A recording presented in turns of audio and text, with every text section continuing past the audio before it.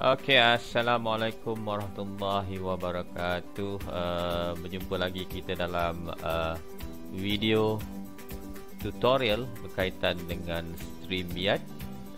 Okey, so dalam video kali ini saya akan menerangkan bagaimana kita nak prepare untuk broadcast. Okey, apakah persiapan-persiapan ataupun setting untuk kita buat live streaming okey melalui StreamYard.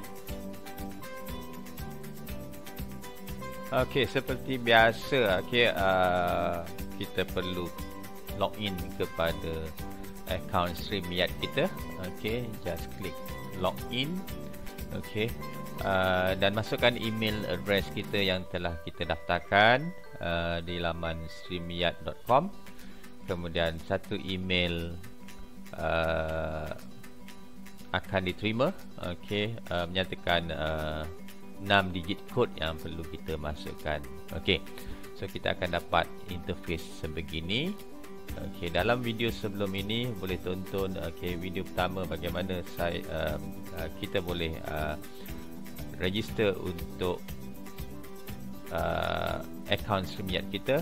Okey, dan pada sesi ataupun video yang kedua saya dah tunjukkan bagaimana kita createkan destinations.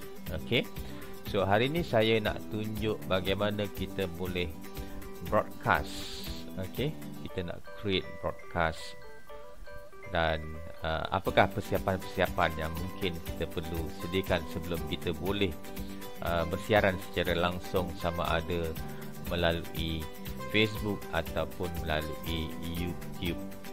Okey, so sebelum tu mungkin tuan-tuan penonton semua boleh like channel saya, okey, ataupun subscribe channel saya, dan boleh ikuti pelbagai video yang mungkin menarik bagi tuan-tuan berkaitan dengan teknologi dan juga pendidikan.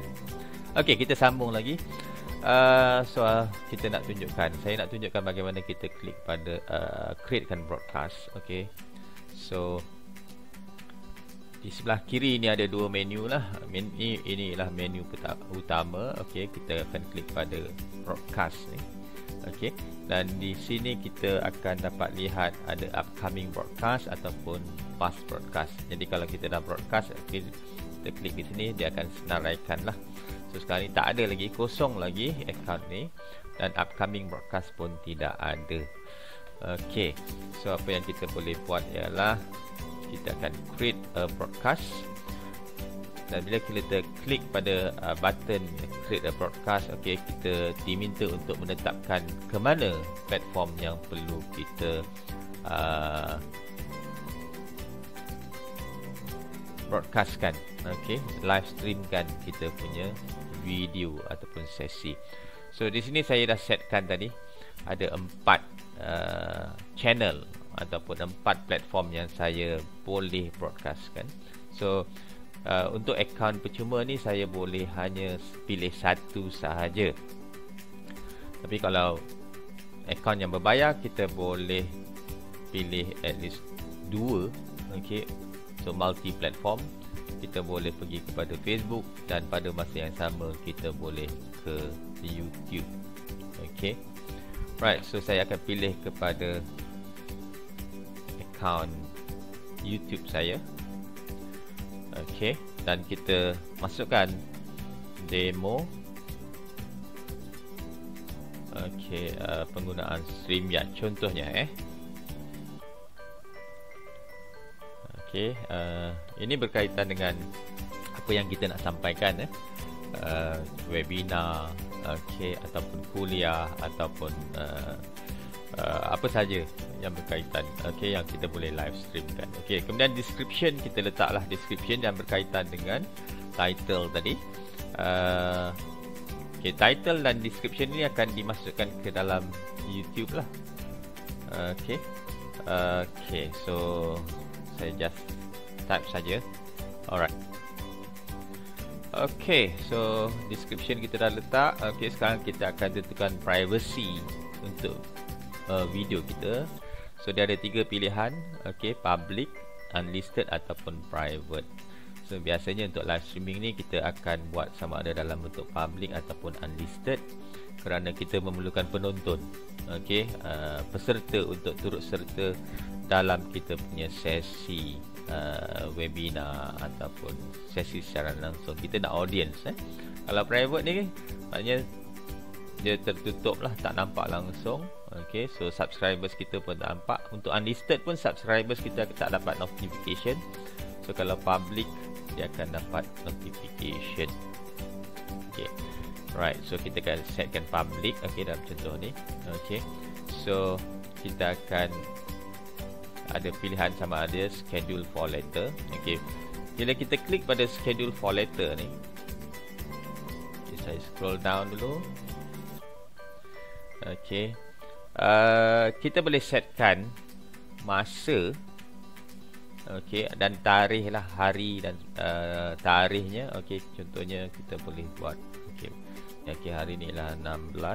Okay, masanya tu saya nak buat dalam pukul petang, 2:45 petang PM.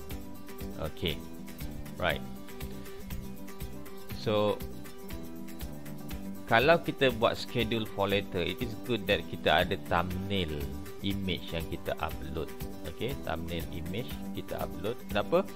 Sebab bila kita create saja broadcast, okay, satu link akan di generate.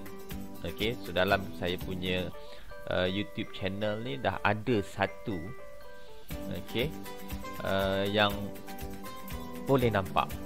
Okay, so kita nak ada image lah dalam video tersebut, dan dia akan maklumkan berapa jam lagi, okay, akan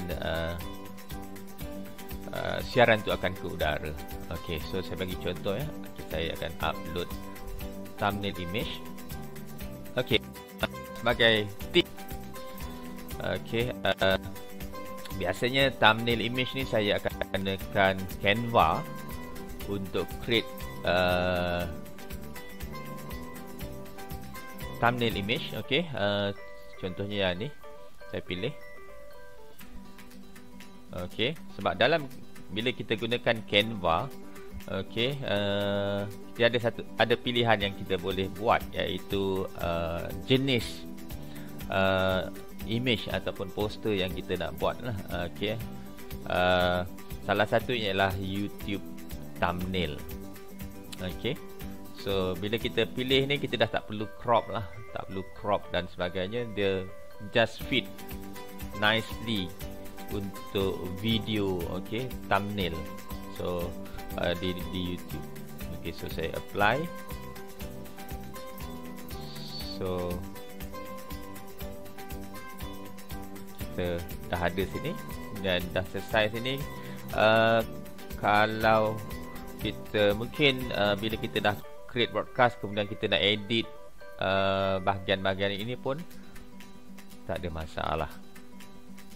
So kalau kita dah puas hati, kita akan just create broadcast.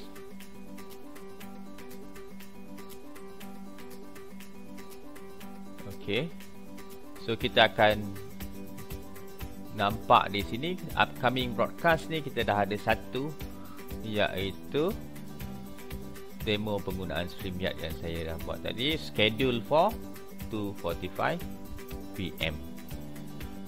Okay, so dalam sini kita boleh enter broadcast studio. Lepas ni kita akan enter broadcast studio ni, kita akan masuk broadcast studio ni. Okay, tapi sebelum tu saya nak lihat tadi, sebab kita dah letakkan thumbnail, kita nak nampak dalam YouTube ni sekarang ni dia dah buatkan satu. Okay, dia dah buatkan satu link yang sebenarnya kalau orang masuk ke dalam kita punya channel, okay, dia boleh nampak lah bahawa satu live broadcast yang kita akan buat. So ini dalam YouTube, dalam YouTube channel. So tadi saya dah createkan dalam StreamYard ni demo penggunaan StreamYard. Okey. Kita tengok balik, kita edit okey, kita boleh edit situ. Okey, benda-benda ni kita dah setkan tadi. So apa yang kita boleh nampak sekarang ni ialah okey, dia dah ada dah ni, live in 4 hours. Okey, July 16 2:45 PM. Ini semua kita dah setkan dalam di peringkat awal tadi. Okey. So kalau ada perubahan kita perlu save changes lah. So saya nak tunjuk di sini je yang okey dengan tajuk dia dah ada sini dan juga description. Sebab tu description tadi penting untuk kita buatkan lah. Okey, supaya orang jelas lah apa tujuan sebenarnya kita nak broadcast. Okey, so kita patah balik kepada kita punya studio. Okey,